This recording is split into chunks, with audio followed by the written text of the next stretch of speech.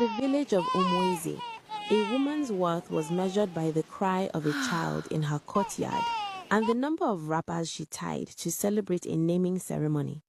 But for Adaogo, the only thing that filled her courtyard was the heavy silence of shame and the mocking whispers of those who had no trouble bearing fruit. That afternoon, Adaogo sat on a low wooden stool behind her kitchen hut, peeling cassava, her mind far away. From the front of the compound, the sharp, piercing voice of her mother-in-law, Mama Ogu, floated through the air like the smell of burnt offering. "Obina, my son," Mama Ogu's voice rang out, shaking the thatched roof.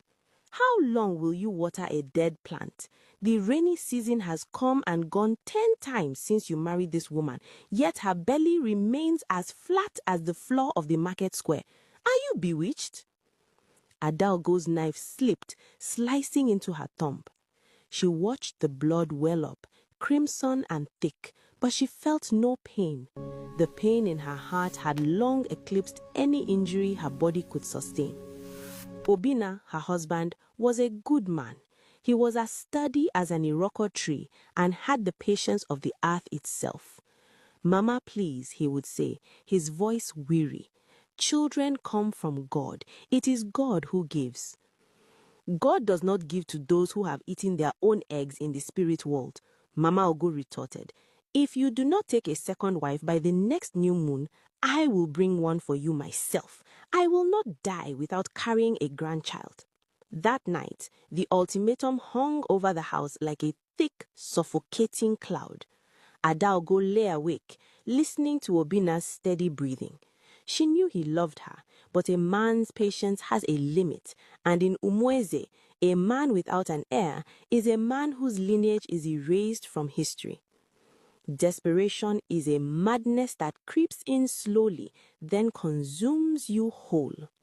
The next morning, Adaogo woke up with a plan born of pure fear. She did not pack her bags. She did not run to her aunt's village. Instead, she took old wrappers and soft cotton, and she began to pad her stomach.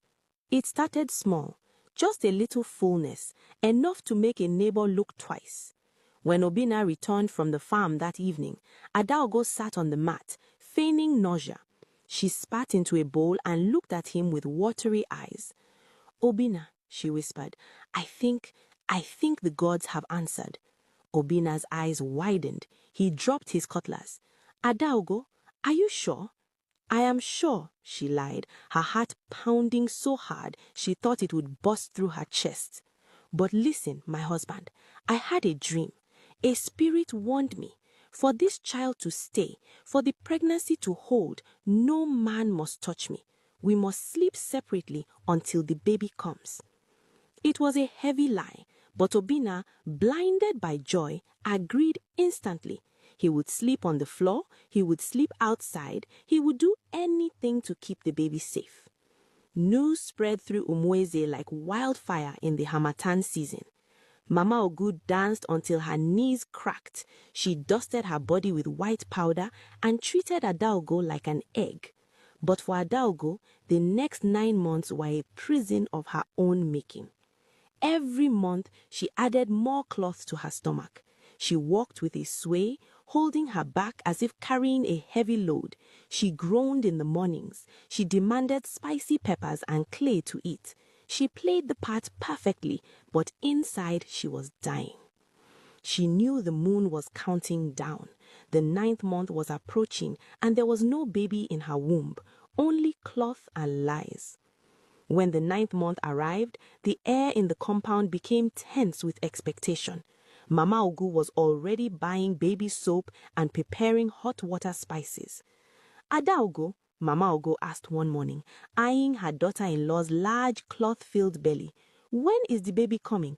You have been heavy for too long." "Soon, Mama," Adaogo said, sweat breaking out on her forehead. "The baby is just stubborn."